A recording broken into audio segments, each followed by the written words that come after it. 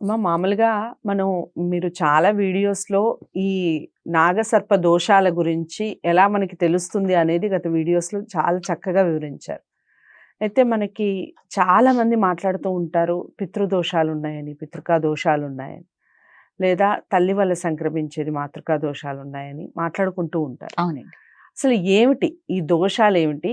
మనకెలా తెలుస్తాయి? దానికి పరిహారాలేమిటి? చెప్పండి. చాలా మంచి మాటమ్మా. ఇది కూడా జాతక పరిశీలన చేస్తే హ్మ్. జ్యోతిష పండితుడికి అద్దం వల్లే కనిపిస్తుంది చక్రాల్లో. ఓకే. వీరికి మాతృకా దోషం ఉంది, పితృకా దోషం ఉంది అని. ఓహ్! చాలా మంది మన మనుషులమండి, మనుషులుగానే ఉండాలి. మనిషి తత్వం ఏంటి? ప్రేమ, ఆప్యాయత, ఆ! అభిమానం, తోటి మనిషిని గౌరవించే తత్వం, హ్మ్. హ్మ్. మంచిగా మాట్లాడటం, మంచిగా నడుచుకోవటం. హ్మ్. ప్రతి మనిషికి తనకేం కావాలో తను తెలుసుకోవటం అవును. కదా! నేను ఇలా ఉండాలి, నా హ్మ్. బిహేవియర్ ఇలా ఉండాలి, నేను ఇలా నడవాలి, ఇలా ఎవరిని వాళ్ళు మాట్లాడాలి. తెలుసుకుంటే అసలు సగం సనాతన ధర్మాన్ని పాటించినట్టే. అవునవును. హ్మ్. ఇలా నడుచుకోవాలి, ఇలా నేను చూడాలి, ఇలా అవును. మాట్లాడాలి, హ్మ్. ఇలా ప్రతిదీ మనకు తెలుసు. హ్మ్. కానీ చాలా మంది అలా ఉంటున్నారా? హ్మ్. ఉండట్లేదు. మాతృకా దోషాలు, పితృకా దోషాలంటే తల్లి, తండ్రి జీవితంలో అసలు మన వాళ్ళ రుణం అనేది తీర్చుకోలేనిది. హ్మ్. ఎన్ని తరాలు మించైనా సరే ఈ తల్లి, తండ్రిని సరిగ్గా చూసుకోకపోయినా, వాళ్ళని బాధ పెట్టినా, హ్మ్. కఠినంగా మాట్లాడినా, వాళ్ళని నిందించినా, కొంతమంది పిల్లలు ఏం చేస్తారంటే, తల్లిదండ్రుల్ని. కన్నావు, భూమి మీద పడేసావు, మాకేమన్నా ఇచ్చావా, హ్మ్. చేసావా హ్మ్. హ్మ్. అని అలా నిందిస్తూ ఉంటారు. అది నింద. హ్మ్. హ్మ్. చూడకపోవటం, వాళ్ళ ఆలనా పాలన చూడకపోవటం, వాళ్ళకి బట్టలు ఇవ్వటం, అన్నం పెట్టటం, ఇట్లాంటివన్నీ చేయకపోవటం కూడా హ్మ్. చాలా దోషమండి ఇది. హ్మ్. నింద కూడా చేయకూడదు, వాళ్ళని తిట్టకూడదు. హ్మ్. కొట్టేవాళ్ళు కూడా ఉన్నారు అవును. చాలా మంది. అలా కూడా చేయకూడదు. వాళ్ళని ఎక్కిరింత కుక్కిరింతగా మాట్లాడే వాళ్ళు ఉన్నారు. హుహు. ఏదైనా సరే హ్మ్. తల్లిదండ్రి పట్ల అలా ప్రవర్తించటం అనేది తప్పు. అవును. తర్వాత సరే, ఉన్నంత కాలం నువ్వు చూసావు, చూడలేదు, ఏం చేశావు? వాళ్ళు కాలం చేసిన తర్వాత హ్మ్.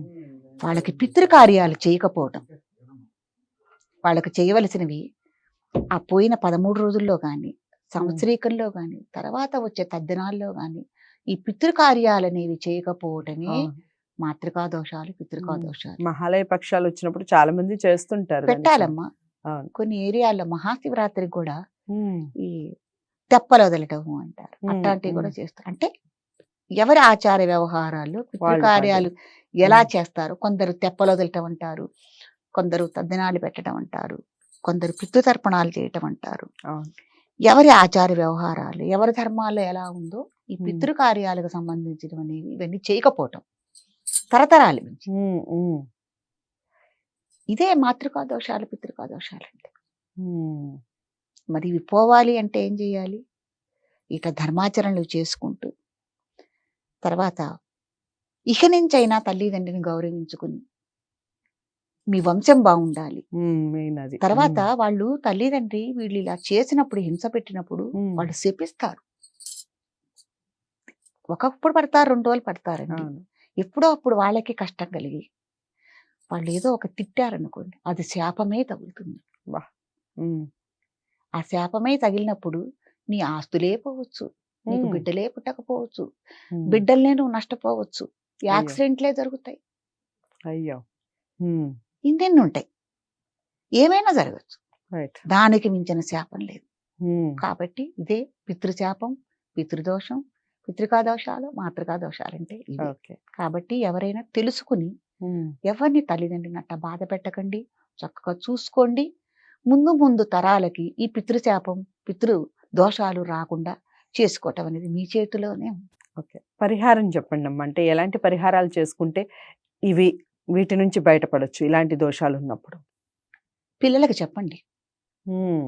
ఇలా చెయ్యొద్దు అని. హ్మ్. ముఖ్యంగా హ్మ్. వాళ్ళని ఈ ధర్మాచరణలో ఇలా ఉండాలని చెప్పండి. దానివల్ల కలిగే ప్రభావాలు చెప్పండి. హ్మ్. తర్వాత అనుభవిస్తున్నారు కాబట్టి పెద్దల్ని అడిగి, హ్మ్. పండితుల్ని అడిగి, వాళ్ళ సలహాలు, సూచనలు తీసుకుని తీసుకొని. హ్మ్. ఆ రెమెడీ ఏంటో చేసుకోండి. ఉమ్, ఆ ఉమ్, కష్టం నుంచి బయటపడండి. ఉమ్, మన పీఠంలో ఆ రెమెడీగా పితృదోషం, మాతృకా దోషానికి నాగప్రతిష్ఠ కార్యక్రమం. ఉమ్, దేనికైనా ఆ సంకల్పం ఉంటుంది. రైట్. దేనికైనా ఒక నాగప్రతిష్ఠే, కానీ సంకల్పాలు వేరే ఉంటాయి. మహాసంకల్పం చెప్పుకుని, వ్యక్తిగత సంకల్పం చెప్పుకుని రైట్. ఆ కార్యక్రమం అనేది చేసుకోండి. ఉమ్, తర్వాత జాతకంలో చెప్తోంది కదా, ఉమ్, ఆ జాతక ప్రభావంలో మీకు ప్రజెంట్ ఎవరైతే జరుగుతున్నారో వాళ్ళకి ఉమ్, జపతపాదులు, హోమాదులు కూడా కార్యక్రమాన్ని చేయించుకోండి. ఓ, నివారణ అవుతుంది. రైట్.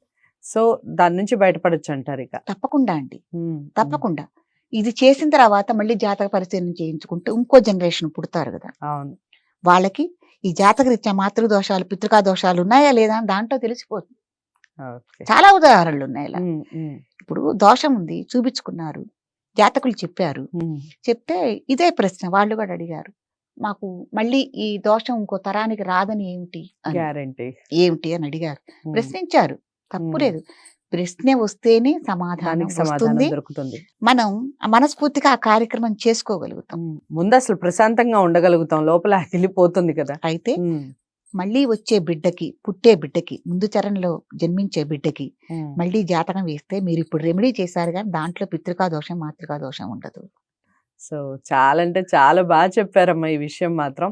అంటే నాగప్రతిష్ఠ ఎందుకు చేసుకోవాలి, ఏమిటి, దానివల్ల వచ్చే ఫలితాలు ఏమిటి, మనం చాలా వీడియోస్ ఆల్రెడీ చేసున్నాం. కాకపోతే ఈ మాతృకా దోషాలు, పితృకా దోషాలు ఒకవేళ ఉంటే నాగప్రతిష్ఠ చేసుకుంటే దాని నుంచి వచ్చే ఫలితం ఏ విధంగా ఉంటుంది, దానివల్ల ఏ విధమైన ఫలితం పొందుతారు అనేది క్లారిటీగా చెప్పారు. ఒకసారి చేసి చూడండి, తప్పకుండా మీ పిల్లలకి ఆ దోషాలు లేకుండా చేసుకోవాలి అంటే ఖచ్చితంగా నాగప్రతిష్ఠ చేసుకోవాల్సిందే. అదే కాదు, మీ జాతకాల్లో ఎలాంటి దోషాలుంటే దీనికి సంబంధించినవి, దానికి పరిహారం మీకు సంబంధించిన గురువు గారు ఏదైతే చెప్తారో అది చేసుకునే ప్రయత్నం చేయండి అన్నట్టుగా అమ్మ చెప్తుంది. నాగప్రతిష్ఠ ది బెస్ట్ రెమెడీ. ఇంకా డౌట్స్ ఏమన్నా ఉంటాయి తప్పకుండా స్క్రీన్ మీద కనపడే నెంబర్కి కాల్ చేయండి. కామెంట్ బాక్స్లో కూడా తెలియచేయండి కార్యక్రమం ఎలా ఉంది ఏమిటి అని. ఈ వీడియోని అందరూ లైక్ చేస్తారని అనుకుంటున్నాను. షేర్ చేయటం మర్చిపోవద్దు.